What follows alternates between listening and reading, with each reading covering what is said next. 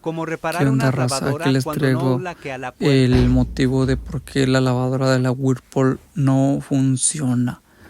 Te sirve todo, lo prendes, lo apagas, le das el play, das tus selecciones del tiempo del agua, frío, caliente, pero no funciona, no gira. Aquí les dejo saber cuál es el problema, ¿ok? Quédense hasta el final y verán cuál es el problema. No la tapa, principalmente ese es el problema. El problema es este seguro que están mirando ahorita. Hay que quitarla, reemplazarla. Esta está rota. Ahorita les mostraré.